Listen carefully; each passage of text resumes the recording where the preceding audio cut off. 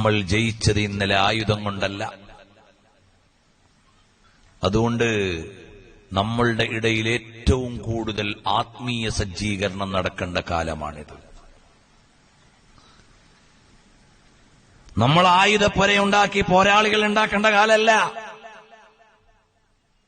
നമ്മൾ ജീവിക്കുന്ന രാജ്യം നമ്മുടെ രാജ്യമാണ്. നമ്മുടെ മുൻഗാമികളായ ആളുകൾ ജീവനും ചോരയും കൊടുത്ത് സംരക്ഷിച്ച രാജ്യമാണിത്.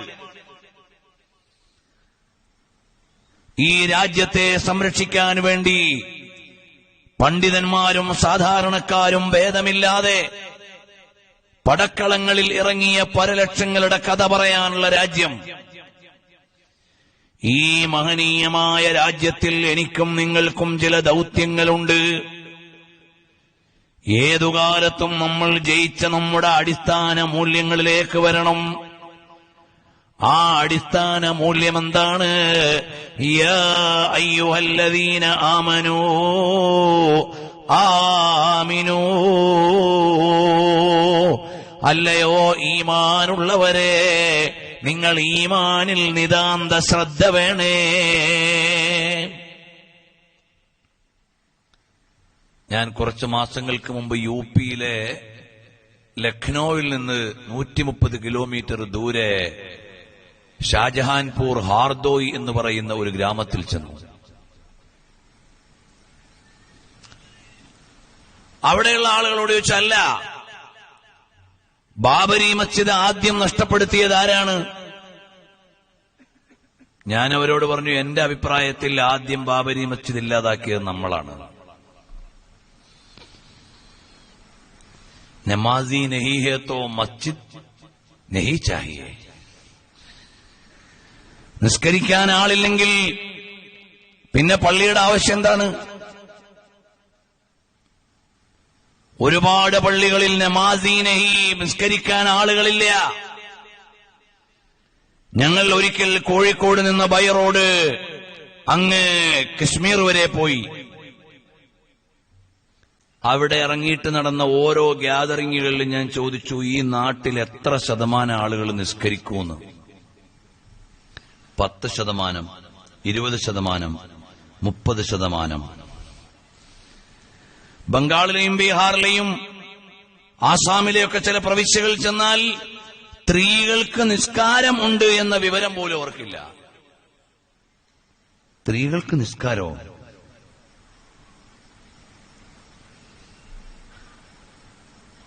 അത്രമേൽ നമ്മുടെ മുസ്ലിം സമുദായം നിസ്കരിക്കാൻ ആളുകളില്ല. നിസ്കാരമെന്ന് പറഞ്ഞാൽ അള്ളാഹുവിന് വേണ്ടി ഒരടിമ ചെയ്യുന്ന ഏറ്റവും അടിസ്ഥാനപരമായ ആരാധനയാണ്.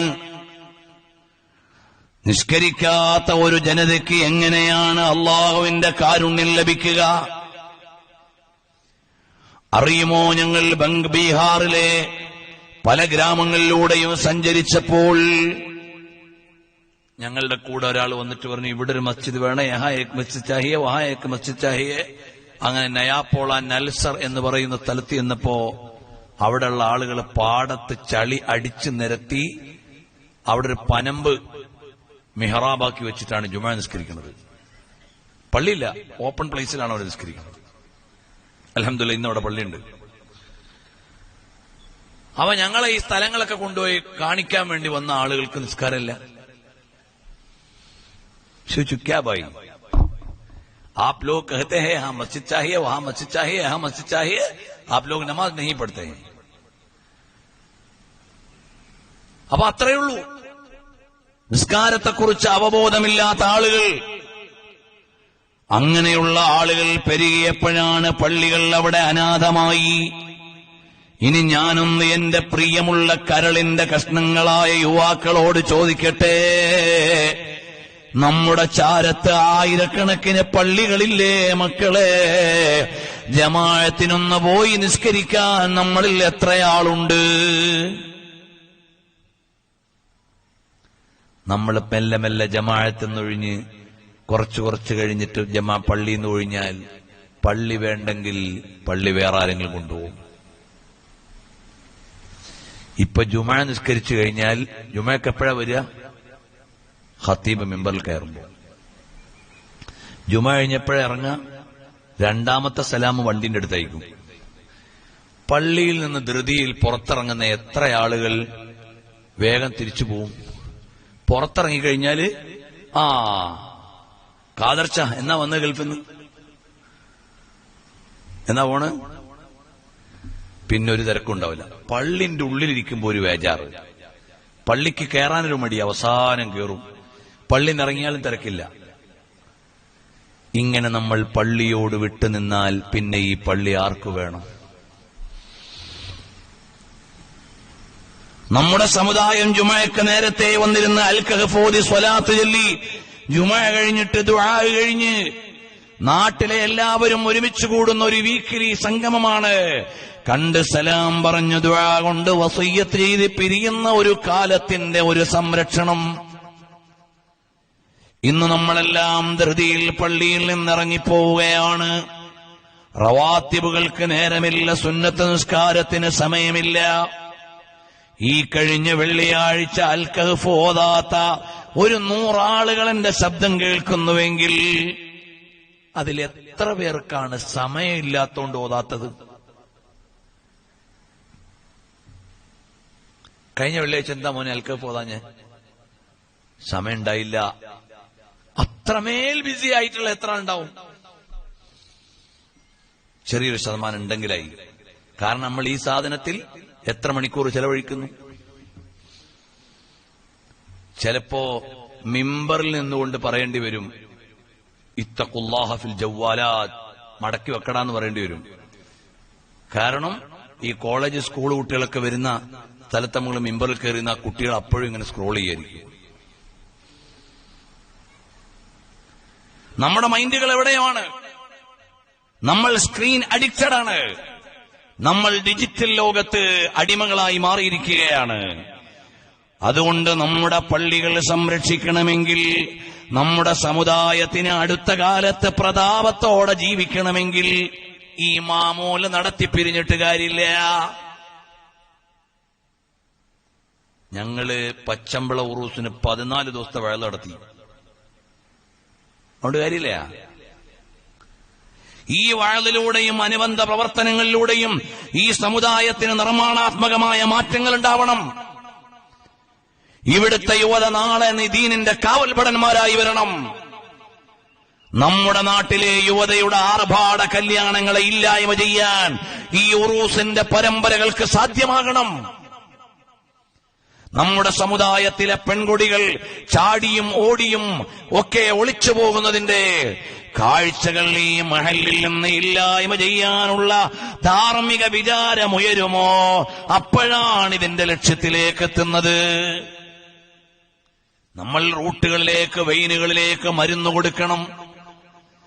നമ്മുടെ വീടകങ്ങളിൽ നടന്നുകൊണ്ടിരിക്കുന്ന അനാവശ്യങ്ങളെ തിരിച്ചറിയണം. അതിനുള്ള ഒരു ഒറ്റമൂലിയാണ് അൽ ഈമാനു യരിദു ഇലൽ മദീന സറാപാ ചമനെ ദിയാറേ മദീന ദവാമാശനാ ഹേ ബഹാറേ മദീന. നമ്മുടെ യുവതയുടെയും നമ്മുടെ കൗമാരങ്ങളുടെയും ഉള്ളിന്റെ ഉള്ളിൽ പ്രണയത്തിന്റെ മാധുര്യം കടന്നു വരുമ്പോൾ, അനുരാഗത്തിന് നാളുകൾ വരുമ്പോ, മോനെ പ്രണയിക്കാനുള്ള ഏറ്റവും വലിയ സൗന്ദര്യം എവിടെയാണുള്ളത്? ഏറ്റവും വലിയ സൗന്ദര്യത്തെയാണോ നീ പ്രേമിക്കുന്നത്? എന്നാൽ വാജ്മല മിൻക ലം തറ ഖത്തു ഐനി, ഈ ലോകത്തെ ഏറ്റവും വലിയ സൗന്ദര്യം ആരാണ്? അങ്ങ് മദീനയുടെ രാജധാനിയിൽ വിശ്രമിച്ചുകൊണ്ട് ലോകത്തിന്റെ ചലനങ്ങളെ അറിഞ്ഞുകൊണ്ട് ഇടപെട്ടുകൊണ്ടിരിക്കുന്ന ലോകഗുരുവായ മുഹമ്മദുർ റസൂലുള്ളാഹ് സല്ലല്ലാഹു അലൈഹി വഅലിഹി വഅസ്ഹാബിഹി വസല്ലമ തങ്ങൾ ആ മുത്ത് നബിയോടുള്ള പ്രണയത്തിന്റെ മധുരം അറിയുമോ മോനെ? എന്തു രസമാണ് പുണ്യനബിയെ സ്നേഹിക്കാൻ. സല്ലല്ലാഹു അലൈഹി വഅലിഹി വഅസ്ഹാബിഹി വസല്ലം ഞാൻ എന്റെ ഭാര്യയെ പ്രേമിച്ചാൽ അതനിവാര്യമാണ്. അവളെന്റെ ഇണയാണ്, അവളെന്റെ തുണയാണ്, എന്റെ ജീവിതത്തിന്റെ ഭാഗമാണ്. ആ ഒരു സ്നേഹത്തെക്കാൾ, ആദരവ് നിറഞ്ഞ മാതാപിതാക്കളോടുള്ള പ്രണയത്തെക്കാൾ എന്റെ ലോകഗുരുവായ പുണ്യനബി സല്ലല്ലാഹു അലൈഹി വസല്ലം തങ്ങളോട് എന്റെ കൽബൊന്ന് ചേർത്ത് വെച്ചു കഴിഞ്ഞാൽ എന്റെ ജീവിതത്തിൽ എവിടെയുമുണ്ടേ മുഹമ്മദുർ റസൂലുള്ളാഹ്.